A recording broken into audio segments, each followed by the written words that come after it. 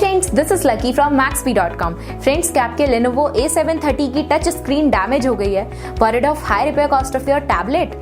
Don't worry, you can now buy a high quality replacement touch screen for your original Lenovo A7-30 at a very affordable price from Maxbhi.com and can fix your tablet yourself at home or get it repaired by any professional very easily। जी हाँ दोस्तों, आप हमारी website Maxbhi.com से अपने Lenovo A7-30 की नई touch screen खरीद के अब बहुत ही कम दामों में अपने टैबलेट को सही कर सकते हैं। This touch screen is a 100% genuine quality product which works similar to your original product with a perfect fit for a Lenovo A7-30। इस टच स्क्रीन को पहले हमारी क्वालिटी टीम द्वारा चेक और इंस्पेक्ट किया जाता है और क्वालिटी एश्योर होने के बाद ये टच स्क्रीन आपको भेजी जाती है। साथ ही साथ हर Lenovo A7-30 की touch screen Maxbhi trust replacement warranty के साथ आती है, जिससे आप श्योर हो सकते हैं कि प्रोडक्ट खरीदने के बाद आपको कोई भी परेशानी नहीं आएगी। फ्रेंड्स, Maxbhi.com पर ऑर्डर करना बहुत ही इजी और सिंपल है। हमारी वेबसाइट Maxbhi.com पर अपने प्रोडक्ट को सर्च करें और प्रोडक्ट पेज पर जाकर बाय नाउ पर क्लिक करें।